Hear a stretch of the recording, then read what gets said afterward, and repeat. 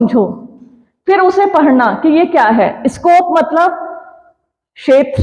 क्षेत्र किसे कहते हैं? क्षेत्र शब्द सुना है आपने किसी ने? क्षेत्र जगह को, जैसे फॉर एग्जाम्पल नई टिहरी है, तो नई टिहरी कहां तक नई टिहरी है? देहरादून तक? नहीं नहीं, उसका एरिया होता है। एरिया मतलब उसकी बाउंड्री के इस एरिया तक क्या है। आज मैं आप सभी को बताने जा रही हूं समाजशास्त्र का विषय क्षेत्र। फिर से स्टार्ट करते हैं। Scope of sociology. तो एरिया शब्द की हम बात कर रहे थे। एरिया, क्षेत्र। तो क्षेत्र शब्द हमने कहां सुना है? जैसे हम कहते हैं टिहरी का जो एरिया है ना, वो यहां तक है, नीचे कोटी कॉलोनी है या भगीरथीपुरम या बीपुरम है, ठीक है। फिर हम कहते हैं कि जो हरिद्वार का एरिया है वो इतना है। कहने का मतलब उसकी सीमाएं, इस सीमा से बाहर जाओगे तो दूसरा शहर या गांव शुरू हो जाएगा। ध्यान से समझो, मैं तुम्हें क्षेत्र शब्द के बारे में बता रही हूं, एरिया, ठीक है। तो ये तो होगी किसी क्षेत्र के एरिया के बारे में, ठीक है। अब मैं मेज कहूंगी, मेज का एरिया क्या है? लंबाई गुणा चौड़ाई गुणा ऊंचाई, फिजिक्स का सब्जेक्ट है, ठीक है। तो जैसे मैंने अभी टेबल के डायमीटर्स की बात की, लंबाई गुणा चौड़ाई गुणा ऊंचाई, ये तो फिजिक्स की बात हुई। हम समाजशास्त्र में एरिया की बात कर रहे हैं, किसकी? स्कोप ऑफ सोशियोलॉजी, समाजशास्त्र के क्षेत्र की। कहने का मतलब इस सब्जेक्ट में हम किन किन चीजों का अध्ययन करते हैं। क्या हम वनस्पतियों का भी अध्ययन करते हैं? फूल पौधों का अध्ययन करते हैं? जीव जंतुओं का अध्ययन करते हैं? नहीं। वो किसकी विषय वस्तु है? ये सब्जेक्ट मैटर है, विषय क्षेत्र है। वनस्पतियों की बॉटनी, जीव जंतुओं की जूलॉजी। ध्यान से समझो, मैं अपना टॉपिक शुरू करने से पहले तुम्हें यह बता देना चाहती हूं कि इसका मतलब क्या है, तुम क्या पढ़ने जा रहे हो। मैं तुम्हें आज पढ़ाने जा रही हूं the scope of the sociology, समाजशास्त्र का विषय क्षेत्र। विषय क्षेत्र का मतलब वो दायरा जिसके अंतर्गत इसके अंदर किन किन चीजों का अध्ययन किया जाएगा समाजशास्त्र के अंतर्गत। जैसे मैंने तुमसे कहा, बॉटनी जो सब्जेक्ट है, वनस्पति विज्ञान उसको बोलते हैं, उसकी विषय वस्तु है पौधे, वनस्पतियां, ये उसकी विषय वस्तु है, विषय क्षेत्र है। और यदि हम जंतु विज्ञान सब्जेक्ट की बात करें तो जीव जंतु, जलीय जीव, स्थलीय जीव, ये उसकी विषय क्षेत्र है, ठीक है। लेकिन समाजशास्त्र का विषय क्षेत्र क्या है? समाजशास्त्र के विषय क्षेत्र के बारे में बहुत सारे समाजशास्त्रियों में आपसी मतभेद था। मैंने कहा ना, चिंतन और मनन करने का विषय था। तो उन्होंने समाजशास्त्र के क्षेत्र को दो भागों में बांटा। पहला फॉर्मल और दूसरा सिंथेटिक। फॉर्मल मतलब स्वरूपात्मक संप्रदाय, फॉर्मल स्कूल उसको बोला जाता है, स्वरूपात्मक संप्रदाय। दूसरा समन्वयात्मक संप्रदाय, सिंथेटिक स्कूल इसको बोला जाता है। अब ये क्यों बोला जाता है मैं बताती हूं। सबसे पहले स्वरूपात्मक संप्रदाय, जो इस संप्रदाय से संबंधित समाजशास्त्री थे उनका नाम था George Simmel. George Simmel, Vierkandt, von विस,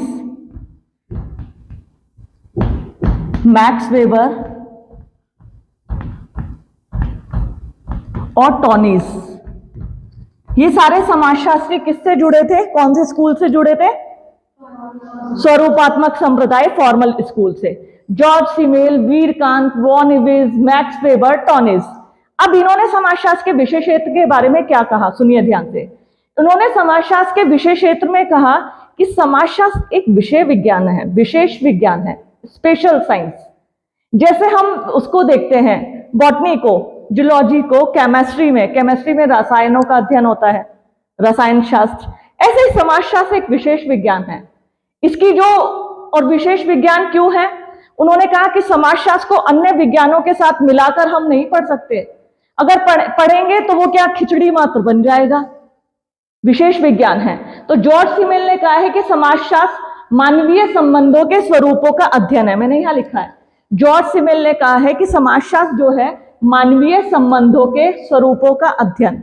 मानवीय संबंध मतलब ह्यूमन रिलेशन, मानवीय संबंध, ह्यूमन रिलेशन, ह्यूमन रिलेशन के स्वरूप, जो स्वरूप होते हैं उनका अध्ययन है। अब तुम कहोगे कि स्वरूप और ये क्या है, अभी मैं तुम्हें बताती हूं। देखिए, एक होता है स्वरूप, जिसे कहते हैं इंग्लिश में फॉर्म, एक होती है अंतर्वस्तु जिसे बोलते हैं कंटेंट। मेरी एक एग्जाम्पल को ध्यान से सुनना। अगर तुम इस एग्जाम्पल को समझोगे, मैंने तुम्हें बताया स्वरूप, स्वरूप मतलब फॉर्म, अंतर्वस्तु मतलब वस्तु, कंटेंट, कंटेंट उसके अंदर क्या है, ठीक है। अब जॉर्ज सिमेल क्या कहते हैं कि जैसे कोई एक बॉल है, बॉल तुम जानते हो, बॉल वो रबड़ की बनी हो, लकड़ी की बनी हो, कागज की बनी हो बॉल, या फिर धातु की बनी हो बॉल, तो बॉल के स्वरूपों का अध्ययन होना चाहिए, ना कि वो किस चीज से बनी है उसका अध्ययन नहीं होना चाहिए। ध्यान से समझना। वो कहते हैं स्वरूप इंपॉर्टेंट होते हैं। स्वरूप मतलब जैसे उन्होंने बोला है, जैसे हमारा समाज है, हमारी सोसाइटी है, इसमें बहुत सारे हैं, जैसे प्रतिस्पर्धा, अनुकरण, सहयोग, इनके स्वरूपों का अध्ययन होना चाहिए। इसके अंदर क्या है वो अध्ययन नहीं होना चाहिए। इसको मैं अभी तुम्हें डिटेल में समझा रही हूं, जब समन्वयात्मक समझाऊंगी। जैसे कि मैंने तुम्हें एक एग्जाम्पल दिया, गिलास है, 3 गिलास है, ठीक है, 1 2 3, तीनों कांच के गिलास है। एक में तो दूध भरा है, एक में पानी भरा है और एक में जहर भरा है। ध्यान से समझिए, 3 गिलास है, 3 गिलास में एक में दूध, एक में पानी और एक में जहर। जॉर्ज सिमेल कहते हैं हमें स्वरूप से मतलब है, अंतर्वस्तु के अंदर क्या है हमें इससे लेना देना नहीं है। समझो मेरी बात। स्वरूपात्मक संप्रदाय के समाजशास्त्री ये मानते हैं कि हम स्वरूप, स्वरूप का मतलब आकार, जो उसका स्वरूप होता है, समाज का स्वरूप कैसा है, कि संस्थाएं बनी हैं, समितियां बनी हैं, प्रतिस्पर्धा है, सहयोग है, अनुकूरण है, इन स्वरूपों का अध्ययन करना है। उनकी अंतर्वस्तु, उसके अंदर, अंतर्वस्तु मतलब कंटेंट, उनके अंदर क्या कंटेंट है वो अध्ययन हम नहीं कर सकते। जबकि समन्वयात्मक संप्रदाय समाजशास्त्री जितने भी हैं, जिसमें कौन कौन है, सोरकिन, दुर्खीम, सोरकिन, दुर्खीम, हाबहाउस, गिन्सबर्ग, वार्ड, ये सब जितने भी समाजशास्त्री हैं वो किस संप्रदाय से हैं, समन्वयात्मक संप्रदाय। और समन्वयात्मक संप्रदाय के समाजशास्त्री क्या कहते हैं, हम समाजशास्त्र को विशेष विज्ञान नहीं मान सकते, हम सिर्फ स्वरूपों का अध्ययन करेंगे तो वो अधूरा रह जाएगा। सिर्फ स्वरूपों का अध्ययन करने से समाजशास्त्र को नहीं समझा जा सकता। और वो कैसे, वो मैं तुम्हें अभी बताती हूं। वो कहते हैं समाजशास्त्र को सामान्य विज्ञान, यानी सभी के साथ मिलाकर इसका अध्ययन करना पड़ेगा। जैसे मैं तुम्हें बात बताती हूँ, अभी तुम आगामी दिवसों में एक चैप्टर पढ़ोगे जिसका नाम है सोशल प्रोसेस, सामाजिक प्रक्रियाएं, सहयोगी सामाजिक प्रक्रियाएं, असहयोगी सामाजिक प्रक्रियाएं। थोड़ा शॉर्ट में बता रही हूँ क्योंकि वो इससे इंटरकनेक्टेड है। बाकी जब वो मैं चैप्टर पढ़ाऊंगी वो तुम्हें डिटेल से पढ़ाऊंगी। ध्यान से सुनना। मैंने तुम्हें बताया समाजशास्त्र में सामाजिक प्रक्रियाएं, सोशल प्रोसेस, सहयोगी सामाजिक प्रक्रियाएं, जैसे सहयोग, सहयोग हेल्प जिसे कहते हैं, समायोजन, अनुकूलन, असहयोगी सामाजिक प्रक्रियाएं, प्रतिस्पर्धा, प्रतिकूलन और संघर्ष। प्रतिस्पर्धा मतलब कंपटीशन। ध्यान से समझो मेरी बात, क्योंकि मैं ये इससे एग्जांपल, ऐसे समझ में नहीं आएगा। और मैं क्यों तुम्हें ये क्लासरूम में लेक्चर बता रही हूँ, किताब से पढ़ोगे तुम समझ नहीं पाओगे बच्चों। किताब की लैंग्वेज ऐसी होती है, तुम 10 बार पढ़ लेना, तुम्हें क्षेत्र समझ में नहीं आएगा, समाजशास्त्र का क्षेत्र क्या है। तो मैंने तुम्हें बताई थी सहयोगी, असहयोगी सामाजिक प्रक्रियाएं होती हैं। असहयोगी मतलब प्रतिस्पर्धा, संघर्ष, अनुकूलन। तुम इन तीनों को पकड़ो। प्रतिस्पर्धा को इंग्लिश में क्या बोलते हैं, कंपटीशन। संघर्ष को कॉन्फ्लिक्ट। तुमने देखा है संघर्ष मतलब सीधे तौर पे लड़ाई झगड़ा। ये समाजशास्त्र की क्या है, असहयोगी सामाजिक प्रक्रियाएं हैं। अब मैं प्रतिस्पर्धा को लेती हूं, कंपटीशन को, प्रतिस्पर्धा। इससे तुम्हें बताती हूं इसकी विषय वस्तु के बारे में। प्रतिस्पर्धा जिसको बोलते हैं कंपटीशन, कंपटीशन। अब स्वरूपात्मक संप्रदाय के समाजशास्त्री क्या कहते हैं, हमें कंपटीशन, ये एग्जांपल बता रही हूं मैं तुम्हें, कि हमें समाजशास्त्र में हम प्रतिस्पर्धा का अध्ययन करेंगे। अगर हम प्रतिस्पर्धा को देखें तो प्रतिस्पर्धा कई प्रकार की होती है। जब इलेक्शन होते हैं, चुनाव होते हैं, तो वो प्रतिस्पर्धा ही तो है कि 4 कैंडिडेट खड़े हैं, बीजेपी का, कांग्रेस का, समाजवादी पार्टी का, बहुजन समाजवादी पार्टी का, उत्तराखंड क्रांति दल का। तो वो प्रतिस्पर्धा तो हुई कि 5 में से एक जीतेगा, और सब प्रयास करते हैं, पूरा जोश से झोंक देते कि हम जीतेंगे इलेक्शन, और जीतता कौन है? कोई एक, जिसको सबसे ज्यादा वोट पड़ते हैं। मेरी बात को बहुत ध्यान से समझना, ठीक है? तो ये तो प्रतिस्पर्धा कहां हो गई? राजनीति में। अब आती है हम शिक्षा में, तो शिक्षा में तो प्रतिस्पर्धा का जमाना ही है। दुनिया भर की तुम प्रतिस्पर्धाएं देख रहे हो, IIT, IIM, नीट का एग्जाम, UGC नेट का एग्जाम, UPSC का एग्जाम, PCS का एग्जाम, तुम्हारी क्लास के एग्जाम, कॉलेज के एग्जाम, एग्जाम ही एग्जाम है। तो ये क्या है? प्रतिस्पर्धा है। अब तुम मुझे बताओ, तुम बिजनेस में प्रतिस्पर्धा देखते हो? जो ये बिजनेस होते हैं, जितने भी इकोनॉमिकल सेक्टर होते हैं, इनमें कंपटीशन होता है? नहीं होता। हाँ, अपनी बात पे स्टेबल रहिए। तनु मैम जरूरी नहीं है सही बता रही हो, होता है। बिजनेस में कंपटीशन होता है। कैसे? आज तुमने देखा अरे यहां सेल लगी हुई है, बाय 1 गेट 1 मिल रहा है। तुम कहां जाओगे? जहां बाय 1 गेट 1 मिल रहा है।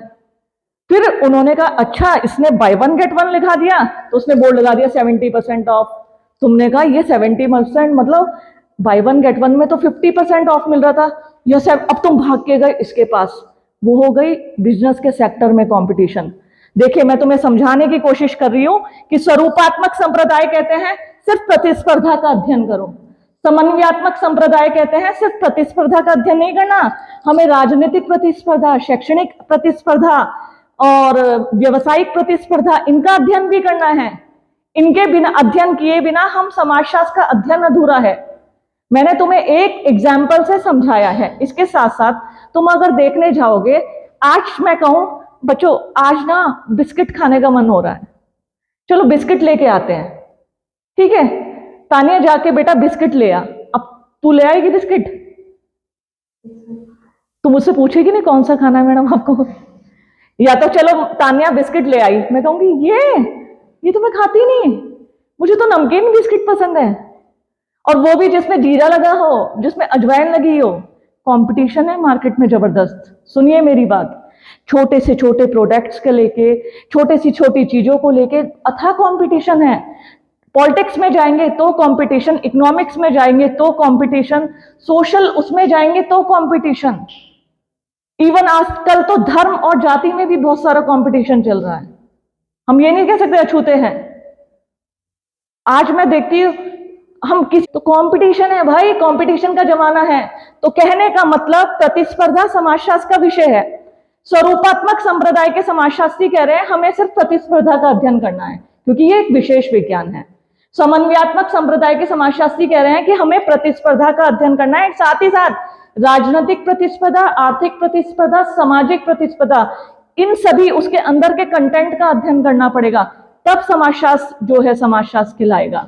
तो समाजशास्त्र का विषय क्षेत्र जो है 2 भागों में बांटा गया। स्वरूपात्मक संप्रदाय, स्वरूपात्मक संप्रदाय में जॉर्ज सिमिल कहते हैं कि समाजशास्त्र सामाजिक स्वरूपों का अध्ययन है। इसी प्रकार वीरकांत जो है, वीरकांत कहते हैं कि समाजशास्त्र उन मानसिक या मन संबंधी संबंधों के अंतिम स्वरूपों का अध्ययन है जो मनुष्यों को एक दूसरे से बांधता है। मानसिक या मन संबंधी स्वरूपों का अध्ययन है। देखिए, अभी मैं समाजशास्त्र में तुम्हें एक चैप्टर और पढ़ाऊंगी, सोशलाइजेशन, समाजीकरण। इसकी भी थोड़ी बात करूंगी मैं। समाजीकरण, सोशलाइजेशन, इंग्लिश में बोलते हैं इसको सोशलाइजेशन, समाजीकरण। जैसा हम सीखते हैं वैसे हम बन जाते हैं, मानते हो ये बात? घर में जैसा माहौल देखेंगे, महाविद्यालय में हम विद्यालयों में जैसा माहौल देखेंगे, अपने आसपास का जैसा माहौल देखेंगे, हम बन जाएंगे। मैं आज तुम्हें माहौल की बात बता रही हूं। ऐसे ऐसे गांव के एग्जाम्पल्स हैं, वहां पूरे गांव का हर एक बच्चा IAS है, हर एक परिवार में से। कल को नाम बताऊंगी, नाम मैं भूल गई तुम्हें, मैं उस गांव का नाम बताऊंगी, उस गांव की। और रीजन, एक दूसरे को देखते हैं, सोशलाइजेशन। वो देखते हैं इस ये बन गया, अब मैं भी बन के दिखाऊंगा। ये लगन लग जाए ना तो तुम कुछ भी कर सकते हो। मैं तुम्हें क्लास में मोटिवेट करती रहती हूँ। क्लास में रोज सुबह तुम्हारे पास मैसेज आ जाता है ना व्हाट्सएप पे क्लास में जरूर आ जाना। फिर बच्चे डर के हमारे जो नहीं आए, मुझे मैसेज किया, मैडम आज हम नहीं आ पाएंगे। मैंने कहा कोई बात नहीं, मुझे रीजन बता दो। ऐसी तो क्रूर सिंह मैं भी नहीं हूं, तुम्हें लगता होगा, है ना। वैसे स्ट्रिक्ट हूं, लेकिन कुछ ही मामलों में, ज्यादा में नहीं, ज्यादा में बहुत लिबरल हूं। तो तुम ध्यान से समझना, मैं तुम्हें इसलिए समझाती हूं, तुम्हारे अंदर एक लगन लगनी बहुत जरूरी है। यही लगन है जो तुम्हें अर्श तक पहुंचा सकती है। कहां से? फर्श से अर्श तक। अगर मैंने कहा गांव के गांव का हर एक परिवार ऊंची ऊंची सेवाओं में है, रीजन वो एक दूसरे को देखते हैं, एक दूसरे में समझते हैं, सीखते हैं। ठीक है, ऐसे ही मैं देखती हूँ बहुत सारी जगह ऐसे ऐसे एग्जाम्पल डिस्कवरी चैनल में दिखाते हैं, वो पूरा माहौल ही वैसा बन जाता है। अगर आज कल पीटीए की या मीटिंग हुई थी कि बच्चे कॉलेज में नहीं आते, तो मैं सोच रही हूँ मेरे तो जिस दिन से क्लास हुई है सब बच्चे आ रहे हैं। रीजन, मैं भी सीरियस हूं तुम्हारे लिए। अगर मैं कहती हूँ बच्चों आज तुम दो, कल पढ़ाऊंगी, आज तो जाओ तुम, ठीक है, तुम सोचोगे फिर कल दूसरे बच्चे आएंगे, अच्छा आज वो नहीं आए, बच्चों आज तो मुझे बहुत सारे काम है, पढ़ा दूंगी, तुम ये सब नोट कर लो, तो तुम भी नहीं पढ़ोगे, तुम भी सीरियस नहीं रहोगे।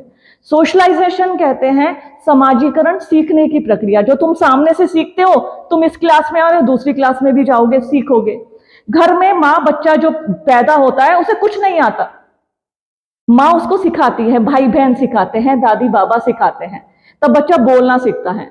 कई बार बच्चे गाली देना सीख जाते हैं, साले कुत्ते, और हमें तो बहुत अच्छा लगता है जब वो क्या कहते हैं, वो वाली भाषा में, तुतलाती सी भाषा में बोलते हैं, तो बड़ा अच्छा लगता है।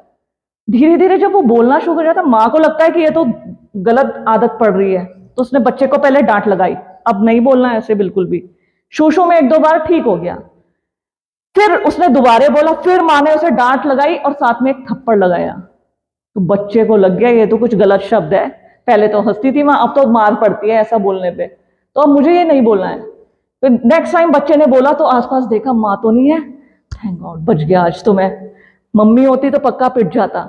सोशलाइजेशन, समाजीकरण, बच्चा जैसा देखता है वैसे सीखता है। अगर हम उसकी गलत बातों पे ना रोके तो वो कंटिन्यू रहेगा, और चार शब्द सिखाएगा, और चार शब्द सीखे, वो परफेक्ट हो जाएगा। लेकिन यदि हम उसको सिखाएं कि नहीं ये गलत शब्द है, तो वो उसके दिमाग में बैठ जाएगा। तो ये सोशलाइजेशन है। हम कहते हैं ना, परिवार बच्चे की प्राथमिक पाठशाला होती है और माँ उसकी पहली शिक्षिका होती है, क्योंकि परिवार उसे जो सिखाएगा वो सीखेगा, और जो उसकी माँ सिखाएगी वो जीवन पर्यंत वही उसी पर चलेगा। तो इसलिए कहा जाता है परिवार बच्चे की प्राथमिक पाठशाला है और माँ उसकी पहली शिक्षिका है। तो अपने बच्चे को ऐसी शिक्षा दें कि वो मिसाल बन जाए। मैं कई माँ से कहती हूँ, बच्चे वो क्या करती है, बच्चा मोबाइल खेलता है तब वो खाना मुंह में डालती है, तो वो ऐसी हैबिट क्यों? क्योंकि ये रोता है, खाना नहीं खाता है। तो हमेशा अपने बच्चों में अच्छे संस्कारों को डालें, कभी भी उन्हें गलत राह पर चलने ना दें। मोबाइल ये सब उनका ध्यान रखें, समय का ध्यान रखें, और हमेशा जो मोबाइल देख के खाते हैं उनको कभी ऐसी आदत ना डालें, क्योंकि समय चले जाता है और ये आदत आगे जाकर कहीं ना कहीं बुरी आदतों में तब्दील हो जाती है। तो हमेशा मेरी बात ध्यान रखना, कभी भी मोबाइल से इतना अटैचमेंट मत रखना। अपने आप को हमेशा एक डिस्टेंस मेंटेन करके रखिए। मैं आपसे कहती हूँ, चाहे मोबाइल हो, गैजेट हो या अन्य कोई डिवाइस हो, तुम्हें डिस्टेंस हमेशा मेंटेन करके नहीं चाहिए। इवन रिलेशन में भी मैं कहती हूँ हमेशा आप डिस्टेंस मेंटेन करके रखिए। आपके घर में जितने भी अपने सदस्य हैं, आपके गुरुजन हैं, हमेशा सबसे अच्छे रहिए, लेकिन एक सीमा तक सभी से डिस्टेंस मेंटेन करके रखिए। ये आपके लिए भी अच्छा होगा और आपकी फैमिली के लिए भी बहुत अच्छा होगा। तो बच्चों, मेरी ये बात मैं हमेशा आपको बोलती रहती हूँ, हमेशा बताती रहती हूँ, इसलिए कहीं ना कहीं ये पार्ट हमारा सिलेबस का पार्ट भी है। जो मैंने अभी आपको प्रतिस्पर्धा की बात बताई, कंपटीशन की बात बताई, समाजीकरण की बात मैं बता रही हूँ। तो इस प्रकार समाजीकरण स्वरूपात्मक संप्रदाय के समाजशास्त्री कहते हैं कि समाजीकरण में सामाजिक स्वरूपों का अध्ययन किया जाता है। लेकिन अगर हम बात करें समन्वयात्मक संप्रदाय के समाजशास्त्रियों की, उन्होंने कहा कि समाजीकरण के स्वरूपों का अध्ययन करने के साथ साथ समाजीकरण के अंतर्गत जो उसके राजनीतिक समाजीकरण है, आर्थिक समाजीकरण है, इसी प्रकार सामाजिक समाजीकरण है, ये सब भी उसका सभी का अध्ययन इसमें किया जाना चाहिए, समाजशास्त्र विषय के अंतर्गत किया जाना चाहिए। समाजशास्त्र जो विषय है, इस विषय को हमें जो है, अगर मैं अपनी तुम्हें पर्सनल राय बताऊं तो मैं कहीं ना कहीं समन्वयात्मक संप्रदाय के फेवर में हूं, क्योंकि मेरा मानना भी ये है कि जो समन्वयात्मक संप्रदाय के समर्थक हैं उन्होंने समाजशास्त्र को सामान्य विज्ञान माना। लेकिन अगर मैं समाजीकरण के स्वरूपों की बात करूं, देखिए हमने अभी अभी समाजीकरण के स्वरूपों की बात की है जो समन्वयात्मक संप्रदाय कहता है। मैं आपको एक एग्जाम्पल से और बताना चाहती हूँ। देखिए, जैसे बच्चा होता है, माँ जिसको जैसा सिखाती है बच्चा वैसा बनता जाता है। और बच्चे का क्या है, हमेशा वो क्या करता है, जो अपनी सोसाइटी में देखता है, सीखता है, वो उसी प्रकार से अपना आचरण बनाता जाता है। तो इस प्रकार समाजीकरण जो है स्वरूपात्मक संप्रदाय के समाजशास्त्री के अनुसार सामाजिक स्वरूपों का अध्ययन है।